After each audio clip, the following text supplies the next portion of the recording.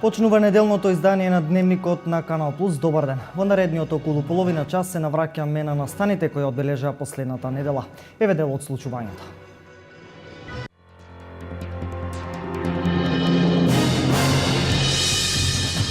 Утрово во 7 часот и 26 минути во повеќе македонски градови е почувствуван земјотрес. Епицентарот бил во Албанија, но овој земјотрес е почувствуван во делови од Република Македонија. Неделава што измина Македонија се најде на високото 12-то место на извештајот на Светската банка, според условите кои ги има за работа на компаниите и за нови инвестиции.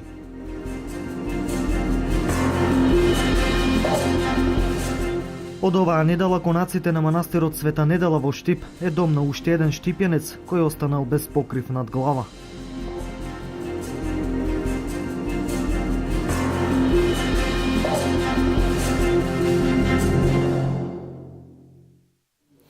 Неделава заседаваше Советот на Источниот плански регион. Имено во општина Чешиново Блешево, Советот на Центарот на Источниот плански регион ја одржа 20-та редовна седница, на која стана збор за предлог проектите кои би се реализирале во 2016 година.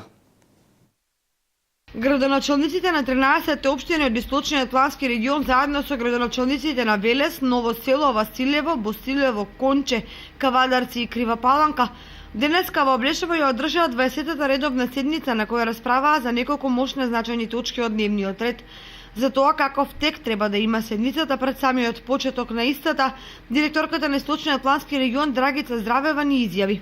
Главна и основна точка на дневен ред е предлог листата за регионални проекти кои што би се финансирале во 2016 година преку националниот буџет, конкретно Министерството за локална самоуправа и Бирото за регионален развој, меѓутоа и проекти кои што центарот може да ги аплицира кон други отворени повици, било од линиски министерства, грантови или повици од страна на Европската унија. Градоначалниците едногласно ја усвоија годишната листа на предлог проекти за развој на Источен плански регион за 2016 година, во која се поместени исклучително значајни планирања во сите сфери на развојот на регионот.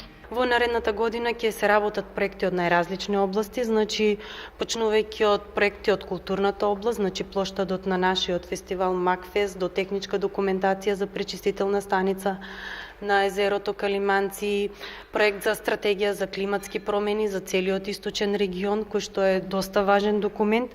Именно ќе се уредуваат и етнопростори, етномузеи во нашиот регион. Нешто што ќе биде многу интересно е што од оваа година ќе почнеме да работиме и на развојот на Плачковица, паралелно со развојот на остананите планински предели, како што работевме за Пониква, за Осоговските планини, дел се фати за Цареврв, сега ќе се започне да се развива и делот на Плачковица, кој што е доста интересен, ги вклучува 4-5 општини од регионот. Она што е исто многу интересно е дека ќе се работи на техничка документација за водоснабдување на туристичката област Лесново, општина Пробиштип. Нова е своевиден собир на градоначалниците од Источна Македонија беше презентирана финалната верзија на стратегијата за развој на туризмот во Источен плански регион со акционен план за период од 10 години, односно од 2015 до 2024 година. Градоначалниците добија квалитетни информации за севкупните потенцијали со кои располагаат општините во овој дел на државата и правци како се развива туризмот и низ кои сегменти. Во моментот се презентира стратегијата со конкретниот акционен план, кој што е 10 годишен документ. Има навистина интересни и суштински препораки кои што сите заедно, не само центарот, меѓутоа и сите општини и останатите заинтересирани страни ќе работиме на тоа да имплементираме барем еден поголем процент од предвидените мерки кои што се навистина интересни и се со цел да го направат нашиот регион поинтересен, поатрактивен за туристите и да овозможат подолг престој на туристите и посетителите кои што ги имаме во регионот.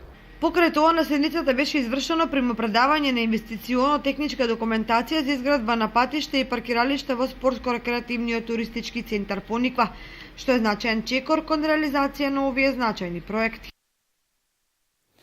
Неделава што измина, Македонија се најде на високото 12-то место на извештајот на Светската банка, според условите кои ги има за работа на компаниите и за нови инвестиции. Мислењето на економските експерти од УГД во прилогот што следува. Според најновиот извештај на Светска банка, Doing Business 2016, Македонија е најдобра земја во регионот на Југоисточна Европа за водење бизнис. Но колку ова рангирање ја отсликува реалната слика во бизнисот во државава? Еве го мислењето на експертите. Со оглед на тоа што ги слушнаме резултатите, односно исказите за Doing Business-от во однос на рангирањето, сметам дека сликата е реална. Тргнувам од нашата позиција, од нашето место на развој. Ние не можеме да споредуваме со развиените земји. Сепак, по исти основи, по исти критериуми, тој индикатор се влади со сите тие фактори. Економската наука недвосмислено ја потврдува позитивната корелацијска поврзаност помеѓу квалитетот на институциите, бизнис, регулацијата, условите за водење бизнис и економскиот раст. И покрај тоа што квантификацијата на институциите е прилично комплексна и не постои индекс кој може сеопфатно да ги опфати сите, да ги стави во еден контекст сите димензии на квалитетот на институциите, сепак не ги разбирам економистите кои што сакаат напредокот на институционалниот напредок и реформите кои што Република Македонија ги прави во изминатиот период да го стави во политичка димензија, оспорувајќи го тој евидентен прогрес кој што во изминатиот период преку сетот на мерки и активности кои што владата на Република Македонија ги направи низ целиот изминат период се рефлектира позитивно на привлекување на странски инвестиции, на поддршка на домашните инвеститори и компании. Овде најбитно е да се каже дека најдобри резултати имаме во однос на основањето на нов бизнис, односно целата таа поедноставена процедура во однос на онлайн регистрирањето на компанија, каде што сме на второ место, и каде што сме на седмо место во однос на плаќањето на даноци. Севкупно заедно имаме постигнато раст во последните 9 години за 82 места, односно од 94-тото место доаѓаме на 12-то место на светско ниво, што секако има позитивен одзвук и ќе вроди со плод и со резултати во однос на прибирањето на дополнителни странски инвестиции, во однос на погледот на другите земји и компании, во однос на водењето, начинот на водење на бизнис во Република Македонија. Основањето нови компании, плаќањето даноци, регистрирање на имот, добивање на кредити, пристапот до енергија, сигурноста на имотите преку граничното тргување, како и заштитата на малцинските кредитори, се главните индикатори според кои сме рангирани на 6-та позиција во Европа и 12-та во светот, во конкуренција на 189 земји. 10 индикатори кои што се одредени се мерат во 189 земји на еден ист начин, што дозволува многу добра можност за споредба помеѓу развојот на земјите во однос на овие фактори на влијание. Тоа значи дека овде нема простор за погрешно толкување на резултатите од самиот извештај. Овој извештај не е сеопфатна мерка за успешноста на една економија, туку се однесува токму на овие 10 индикатори, како времето за почнување на бизнис, добивање на дозволи за градба, разрешување на несолвентноста и останатите индикатори. Инаку Македонија во 2006 година беше 94-та на листата на Doing Business, што е дури 82 места подолу од оваа година. Реализирана инвестицијата за замена на старите улични светелки со нови лед светелки во општина Кочани. Инвестицијата е вредна 52 милиони денари, собствена инвестиција на општината. Во периодот од 4 август до 19 октомври 2015 година општина Кочани спроведе еден од поважните проекти – реновирање и модернизација на системот за улично осветлување. Со него 2608 главно живини светилки во градот и делумно во селата се заменети со моментно најдобрата достапна технологија за осветлување во светот. Живините светилки од 125 вати се заменети со лед светилки со моќност од 41 ват, а оние од 250 вати со 102 вати, со што просечната осветленост е зголемена за над 50%, а намалувањето на потрошената енергија за 2,5 пати. На околу 90 столбови постоечки во центарот на градот, во трговскиот центар и на важните сообраќајници се додадени дополнителни светилки за поголема осветленост на тие места. Поставени се 150 нови лед светилки на места каде што досега немаше никакво осветлување. Животниот век на лед светилките е за повеќе пати подолг од живините, така што ако живините ги менувавме еднаш годишно, новите лед светилки имаат гаранција на 10 години. Со тоа е намален трошокот на годишното одржување на осветлувањето за повеќе од 7 пати. Со гордост можам да објавам дека во моментот на сите улици и патишта јавни места и површини во Кочани, осветленоста е подобрена во просек за 50% и при тоа потрошувачката за електрична енергија намалена за повеќе од 60%. Некои општини се одлучија модернизацијата на нивните системи за улично осветлување да ги извршат со моделот на јавно-приватно партнерство, што всушност е еден вид на концесија за период од 12 до 15 години и што ја поскапува целокупната инвестиција. Општината Кочани се одлучи со сопствени средства да изврши модернизација на системот за улично осветлување со одложено плаќање кон изведувачите на 36 месечни рати без камата. При тоа, целата опрема е во сопственост на општината и таа во целост управува со системот за улично осветлување. Заштедата во електрична енергија и собраната комунална такса за улично осветлување во целост ја покриваат оваа инвестиција и веќе во 2019 година целата заштеда ќе остане на сметката на општина Кочани и со тие средства може подетално да се унапредува системот за улично осветлување со опфат на останатите населени места во општината. Овие светилки треба да ја осветлуваат нашата општина најмалку 10 години. Затоа ги замолувам сите граѓани на општина Кочани да се однесуваат со новиот, реновиран, модернизиран систем за улично осветлување како кон сопствен имот, да спречат и да пријават евентуален вандализам и да пријават кражба на електрична енергија доколку се појави од неовластени лица. Прв пат е направена техничка документација за реализираните активности, една единствена шема за тоа каде се заменети светилките со карактеристики и ефекти од замената на истите.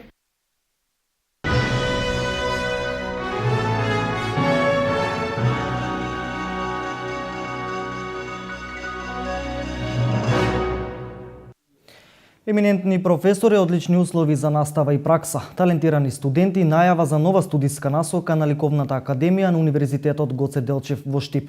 Ликовната академија ја посети заменик министерот за образование Спиро Ристовски.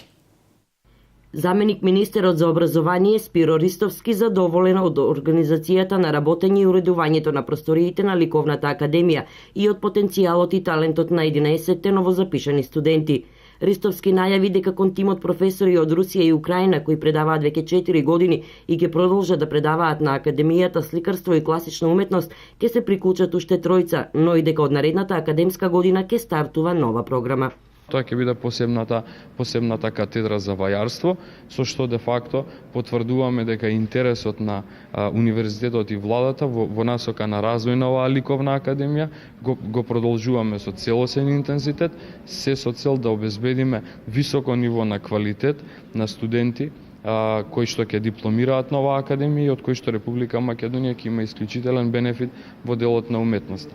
Без поддршка од Министерството за образование, односно од владата на Република Македонија, развојот на Штипскиот универзитет Гоце Делчев немаше да биде со овој интензитет, а уметноста која се создава во трите академии, ликовната, музичката и филмската, се огледало, односно одрас на универзитетот, за што нагласено ќе го поддржуваме нивниот развој, истакна ректорот Блажо Боев. Во секој случај ликовната, посебно бидејќи станува збор за една новина во Република Македонија во поглед на класично сликарство.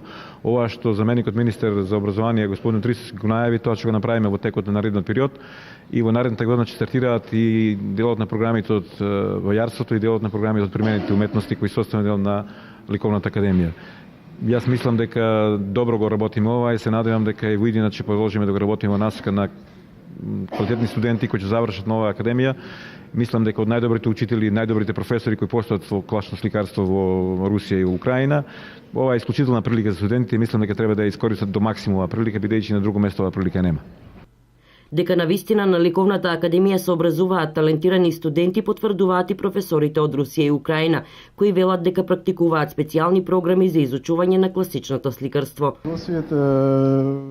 Многу интересно да работиме со вашите студенти од Македонија, така се интересни за работа, па се надеваме дека таа соработка и таа ќе трае и понатаму. Да работиме со студентите од 4-та година, имаме со нив специјални програми, индивидуални програми, работиме на тоа и се надеваме дека таква соработка ќе вроди со голем плод, со убав плод и дека ќе имате уметници во Македонија. Ние пропагандираме реалистично сликарство, Ние практикуваме реалистично сликарство, реалистична уметност. Тоа е основата на класичната школа, со тоа што се фокусираме на индивидуалниот пристап на секој студент. Меѓу македонските студенти има многу талентирани и се надевам дека сите ќе бидат успешни во иднина, бидејќи тоа е нашата задача. И се надевам сите ќе бидат успешни после, тоест тоа наша задача. Во моментов Академијата функционира само со една програма, класично сликарство, а освен наведените во однос на зголемување на бројот на професори и програмата за вајарство, од наредната година се очекуваат нови програми кои наскоро треба да се акредитираат. Премаме нови акредитации на програми по дизајн, односно моден дизајн, дизајн на мебел и пейсажен дизајн, во кој имаме и уште една нова програма која треба да акредитираме, а тоа е на вајарство. Со ова се очекува зголемување на заинтересираноста од страна на талентираната млада популација, која ја сакаат ликовната уметност и својата иднина би ја пронашле токму на некоја од новите програми при Универзитетот Гоце Делчев. Правниот факултет на УГД беше домакин на професорка од Хрватска, која освен стручно предавање за студентите, го кажа и своето мислење за бегалската криза. На правниот факултет при Универзитетот Гоце Делчев од Штип пред студентите предавање одржа професор доктор Јадранка Половица од Хрватска и тоа на доста актуелни теми. Една од темите на која предаваше професорката се однесуваше на искуствата на Хрватска како член во Европската унија, а дискутираше и за предизвиците во однос на сигурноста на Медитеранот, што се однесува до бегалската криза. Според професорката Половиц се работи за наместена ситуација изрежирана од Соединетите Американски држави. Да у овом тренутку, значи, тоа е дело Сјединjenih Америчких Во овој момент тоа е дело на САД, кој што уште во 90-тите години припремаа разорнување на земјите. Еве, тргнувајќи од Југославија, подосна тој процес се пренасочи кон Афганистан, кон Ирак, Либија, на Сирија и така натаму. На Либију, на Сирију, видимо и на Украину и така дале. Според неја, целта на САД е да ги разбие големите држави, да се создадат мали земји кои што лесно може да ги контролира. На новинарско прашање како сето тоа би се одразило на земјите од Балканот, рече дека би се создала една поделба меѓу самите држави. Mi ćemo zamjeriti Srbima, zamjerit ćemo vama, Srbi će nama, Slovenci će se naljutiti na nas. Dakle, ние ќе им замериме на Србија, на вас, Србија нам, Словенија ќе ни замери на нас Хрватите. Јас тоа го видов веќе неколку пати кога многу важни случувања се прекршуваат на Балканот. Факт е дека ние како регион немаме заеднички став кој би го представиле на меѓународно ниво и би ги заштитиле своите интереси. Na cijelom ovom području zapravo svjedočimo vrlo slabim државама. Неодамна агенцијата за бегалци на Обединетите нации преку анимиран филм прикажа што би се случило доколку сите раселени лица се одлучат да тргнат кон Европа, што ќе се случи за европската економија, општествената и верска структура на европското население. Дури и сите бегалци да одлучат за секогаш да останат во Европа, нивниот заклучок е дека нема да се случи ништо драматично, ниту Европа би станала претежно муслимански континент.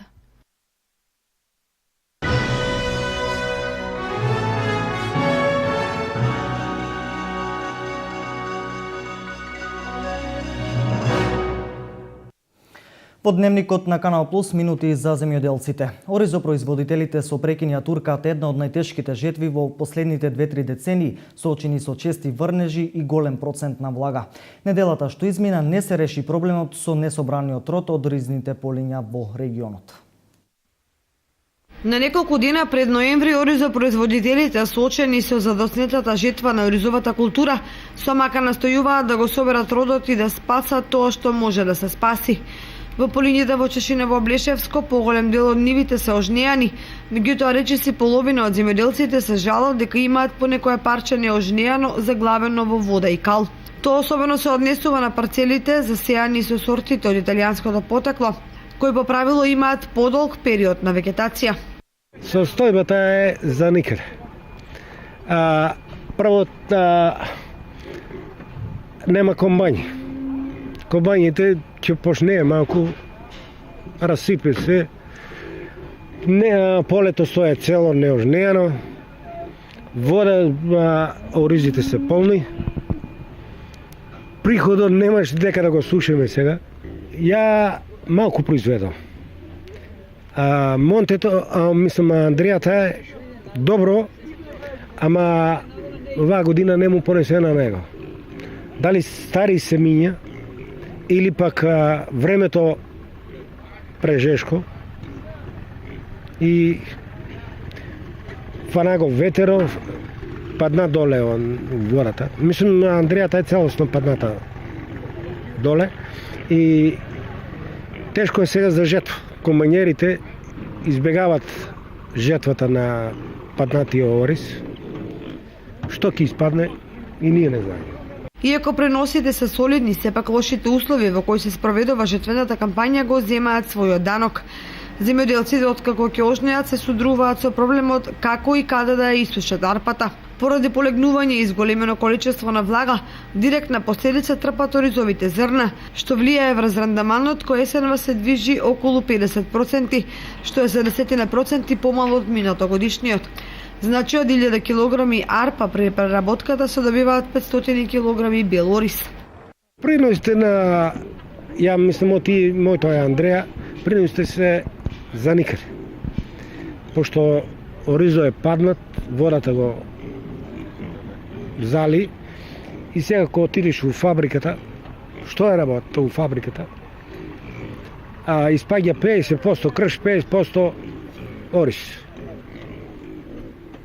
Отидеш да го продадеш и тамо нема пари. 50 може нудата, ама парите тешко се добиват. Не, арпа повеќе контрола прават на арпата, те влага, те крше се и таму е повеќе уценување. И повеќе луѓето бијат, рандаман нема и не знам што ќе прават луѓето. Земјоделците се жалат и на нестабилната откупна политика. Откупувачите применуваат строги мерки на контрола на квалитетот и во зависност од тоа диктираат цени кои не им одговараат на производителите. Покрај тоа применуваат забавена откупна стратегија што ги доведува до безизлезна ситуација оние земјоделци кои немаат сместувачки капацитети за чување на производството. Со подршка на Советот на општина Пехчево, планинарското друштво Група Планинари Кадиица доби лиценца за локален туристички водич. Лиценца која ќе им овозможи на најубав можен начин на туристите и планинарите да им ги покажат природните убавини со кои располага Пехчево. Со подршка на Советот на општина Пехчево, Група Планинари Кадиица доби лиценца за локален туристички водич, лиценца со која и официјално ќе може да се покажуваат убавините на Пехчево на сите планинари и посетители кои ќе имаат желба да го искачат врвот Кадиица, кој воедно и патрон на планинарското друштво. Условите беа, имавме 4 обуки, од кои 2 теренски и 2 канцелариски обуки. Теренските обуки се планинарење, запознавање во природата, преживување во природа, логорување, а канцелариските обуки беа повеќе како односи со јавноста, комуникација помеѓу туристите и тие обуки некои за водење на туристите и исто предуслов еден беше да мора да се знае историјата на општина Пехчево за да им ја презентираме на туристите кои ќе доаѓаат во иднина во општина Пехчево. Меѓу активностите на групата Планинари Кадиица во изминатиот период беше и искачувањето по падините на Плавуш, а веќе следната недела планинарите ќе бидат дел од планинарски марш во Јагодина, Република Србија. За нова година ова друштво ќе биде домакин на туристичкото друштво Мургаш од Софија, друштво со кое планираат завршни активности за одбележување на 2015 година. Ќе пречекаме нова година овде, ќе ни бидат гости 3 дена, тоа се околу 100 души планинари и ќе направиме една завршна акција 2015 да заокружиме 2015 планинарска година со туристичкото друштво Мургаш од Софија. Инаку групата Планинари Пехчево се отворени за нови членови кои сакаат да придонесат за развој на локалниот туризам и да бидат официјални промотори на Пехчево. Во продолжение на дневникот приказна за тоа колку суров може да биде животот, но воедно и колку лесно може да се најде решение доколку постои волја за тоа. Конаците на манастирот Света Недела во Штип се дом на уште еден штипјанец кој останал без дом. Понекогаш животот знае да биде многу суров. Таков е случајот со 61 годишниот Тоше Лазарев од Штип, кој 10 години бил оставен на милост и немилост од своите деца, а кој од денес ќе има покрив над главата. Колку време живеете таму?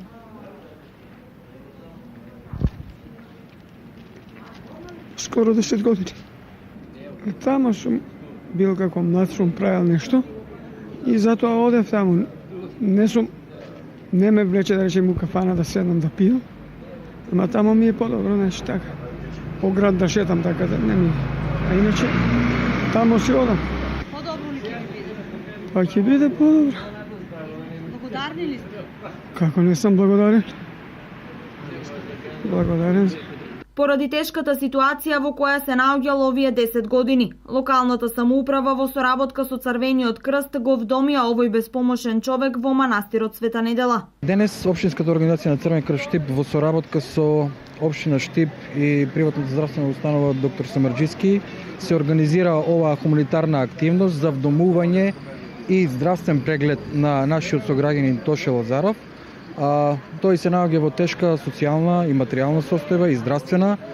Затоа се решивме по повод неделата на гладта да ја организираме оваа активност и пред се благодарение на општината да го сместиме во просториите на Света Недела, каде што понатаму ќе живее во човечки услови. Општина Штип презема мерки за згрижување на бездомни лица, оние кои што ќе дојдат кај нас да побараат помош, се обидуваме да им излеземе во пресред со тоа што ги користиме просториите овде на манастирскиот комплекс Света Недела, каде што има простории во кои што може да бидат сместени овие лица. Еве и денес сме тука, токму по тој повод. Еден наш сограѓанин кој што нема покрив над главата ќе биде сместен во овој комплекс. Центарот за социјални работи исто така ќе се вклучи во оваа хумана активност и ќе му обезбеди документи за лична идентификација. По пријавата на Црвениот крст дека ќе се донесе лице, еве излегувавме и ние на терен за да видиме, за да утврдиме од каде е лицето, за да му се најде лична документација и да можеме да видиме дали може да се вклучи во системот на социјална заштита. Инаку во манастирот Света Недела веќе има згрижено околу 15 бездомници и во зградата на поранешното нервно одделение се згрижени околу 42 припадници на ромските семејства.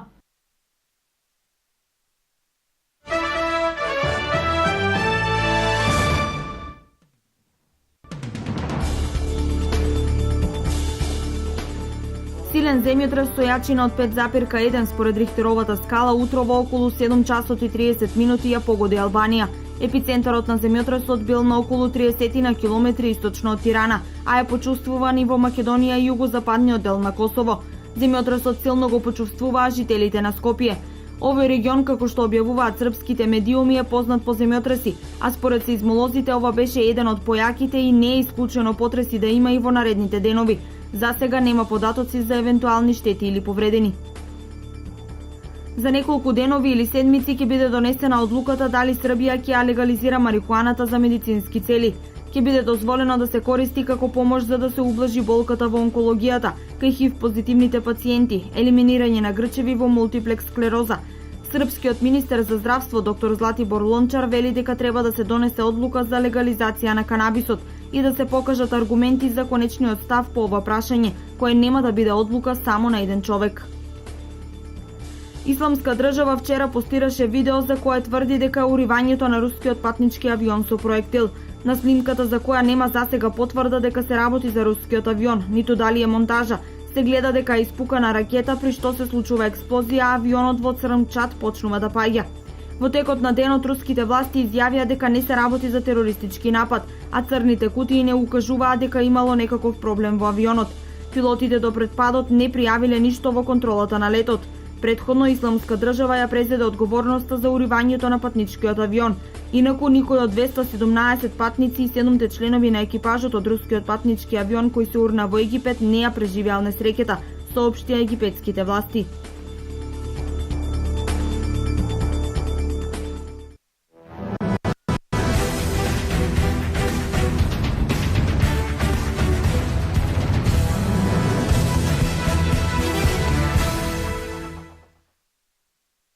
Денес на стадионот Бело Брдо во Штип по трет пат се одржа турнирот во организација на фудбалскиот клуб Вардар со екипи од регионалните фудбалски школи. Денес се надпреваруваа генерациите 2002, 2003 и 2004, а учествуваа екипите кои се во склоп на фудбалскиот клуб Вардар, а тоа се Мал Ајакс од Штип и Слога од Виница. Преку проектот на фудбалскиот клуб Вардар, во кој се опфатени неколку клубови од Македонија, е со цел фудбалскиот клуб Вардар да се прошири низ повеќето градови и да ги пронајде најдобрите таленти. Проектот на ФК Вардар ќе го подобри младинскиот фудбал во Македонија. Овој проект на Вардар, што ги приклучиме овие 7 екипи што се од другите градови од Македонија, се покажа како многу добар. И Вардар лигата што е, значи, многу добар проект направено за да се видат сите деца скоро од цела Македонија. Значи имаме во Охрид, во Ресен, во Ландово, имаме во Скопје екипи исто, што значи дека почна плодовите да ги береме, да кажеме, затоа што више имаме приклучено кон нашата школа во ФК Вардар 7 до 8 деца и тие се меѓу подобрите во своите екипи. И друга работа, бенефит од цел овој проект е тоа што, да речем, во сите помали градови заживеа фудбалот, заживеа, да речем, љубовта кон Вардар. Значи Вардар се знае кој клуб е, каков клуб е и многу сега деца се приклучуваат. Значи во секоја школа сега во тие градови која има, да речеме, 50-60 деца, порасна бројот за плюс 20 до 30 за 20 до 30 деца и се надевам дека во иднина ќе има уште повеќе деца, што значи дека нашата школа ФК Вардар брои околу 300 деца и со овие школи заедно с 1000 деца. Од 1000 деца планираме да испаднат доста добри деца што ќе бидат понатаму и за првиот тим на ФК Вардар. Више се одржува трета недела више овие регионални лиги на ФК Вардар. Ние сме одушевени со ова, како се вика, овие утакмици што ги играме, затоа што гледаме таленти по цела Македонија, како напредуваат. Ние првпат бевме запознаени со нив на кампот во Дојран. Со нив се запознаеме со сите екипи што се под окриле на ФК Вардар. Овој проект досега се покажа како многу добар, благодарение на ФК Вардар, кој полека но сигурно ги пронајде новите таленти.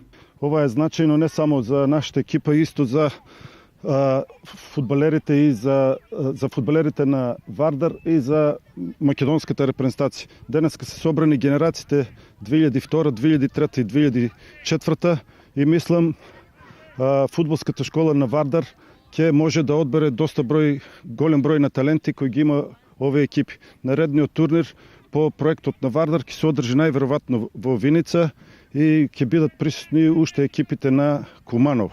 Денес Лигата Вардар продолжува во Штип. Пред 2 недели беме во Куманово, сега сме домаќини ние Штип, Мала Екс Вардар. Така да овде сме собрани, значи, генерација 2002, 2003, 2004 и некои деца по перспективни од генерација 2005. Ќе се игра турнирски во зависност од колата кои што се поред, така што Слога Виница ќе игра со Вардар 2002, 2003 ќе играт Виница и Мала Екс, 2004 ќе играт Мала Екс и Вардар. Сите сме деца ќе бидат офатени, битна е дружбата, но секого и резултатите. Овој проект што го прави ФК Вардар е големо значење за нашите клубови што се особено од источниот регион, бидејќи како што знаеме во нашата македонска лига само 2 клуба играат во прва лига, во втора лига како и да немаме, останате се во трета лига. Значи со овој проект се надокнадува желбата и за игра на фудбал на младите фудбалери кои ќе бидат идни првотимци, можда некој репрезентативец, значи. Во проектот Лига Вардар се вклучени 9 клубови, меѓу нив и фудбалскиот клуб Мала Ајакс од Штип и Слога 1904 од Виница. Со стартот на овој проект, околу 1000 деца ќе може да ги покажат своите квалитети. Фудбалскиот клуб Вардар брои 300 деца, а заедно со овие школи кои се вклучени во овој проект, брои околу 1000 деца.